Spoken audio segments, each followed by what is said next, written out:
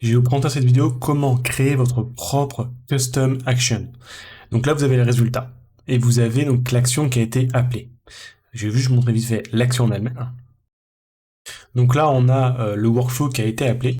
Et on a justement ici la custom action que j'ai créée et qui a donc été appelée par ce workflow, par ce process. On a quelques petites utilités comme quoi ça va être uniquement appelé sur la branche main, quand on a un push, un commit sur la branche main, et quand on a une action manuelle, c'est pour aussi aider au test. Et on a ici un with qui permet de passer des paramètres. Ici, donc, je passe un name avec un nom très bidon exprès pour tester. Donc le résultat, c'est uniquement donc hop, ce petit hello just a nom. C'est un hello world classique, il n'y a vraiment aucune complexité, mais c'est juste pour vous montrer l'astuce. Donc nous voilà sur la custom action qui a été fait. Donc c'est un repo à part qui définit justement celui qu'on veut. D'ailleurs, on peut voir qu'elle n'a pas été publiée sur le marketplace.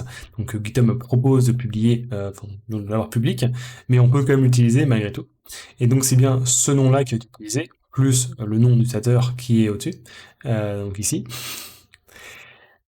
Et dans ce repo, on définit une action. Pour ce faire, on va dans Action YAML. C'est ce fichier-là qui a toute son importance pour définir ce qu'on fait. On va avoir tous les paramètres d'entrée, de sortie et aussi comment le lancer. Donc le plus important, c'est pas forcément le nom, le plus important c'est le run. Qu'est-ce qui va runner? On peut faire du Docker, on peut faire du Python, on peut faire du Node.js. Alors, c'est du Node 16, c'est déprécié, ça devrait plus être Node 16, on devrait passer au moins à Node 20, voire 22 à la rigueur. Mais bref, il faudra que je le corrige de mon côté. On peut définir bien sûr des paramètres d'entrée. On avait vu qu'il y en avait le paramètre name qui était passé. Donc, alors oui, pour le format, c'est du YAML. C'est relativement classique du YAML maintenant. Hein. Si vous connaissez pas, je vous conseille de vous y mettre. C'est un concurrent au JSON. C'est 33%, enfin 30 à 33% moins lourd parce qu'on fait pas des retouring, on fait pas des accolades entrée et sortie, etc. On met simplement une tabulation, fini, au revoir, et on a tous les sous-éléments du name, on a tous les sous-éléments des inputs, etc., etc. Donc là, on a tous les éléments qui sont à la racine, qui sont les propriétés principales, et après, on a tous les sous-éléments qui vont bien. Donc bref, on a un défaut, on peut mettre une valeur par défaut, on note qu'il est obligatoire. Alors c'est un peu con pour un paramètre par défaut, mais bon, c'est aussi pour l'exemple. On peut y spécifier des choses. En output, ici, en l'occurrence, je vous renvoie l'heure à laquelle on a exécuté. C'était pas utilisé dans l'action tout à l'heure, mais on va pouvoir voir comment ça marche. Donc, comme on disait, le plus important, c'est le run. Comment c'est fait? Ça utilise Node.js et ça appelle le fichier, donc le main, c'est le script principal, et donc on appelle le index.js, qui est à la racine. Donc, très bien, on va à la racine, index.js. Et voici le script. Donc on va exécuter ça à la volée. Il manque juste le petit E là sous ma tête. Je ne me perdais pas grand chose.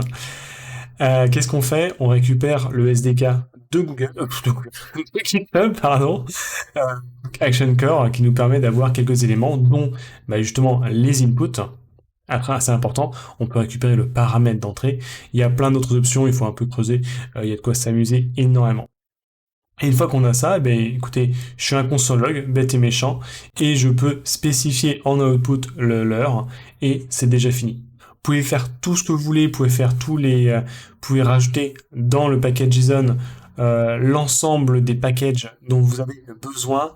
Il n'y a aucune différence. Là, tout ce qui est là ici n'a aucun réel intérêt. Les seuls intérêts, c'est la version, puisqu'en fait, on peut versionner notre action justement, et le petit nom qui va bien sûr pour aller, qui soit cohérent avec le repo. Et à part ça, ça va être les dépendances. Le reste, c'est accessoire. Tout sera défini par le action.yml.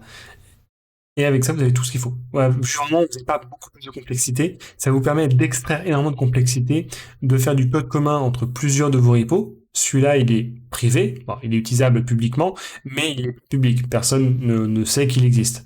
Il y a des sécurités possibles, bien sûr, si vous passez des API keys ou autres dans les secrets, dans les variables d'environnement, si vous voulez, de votre repo.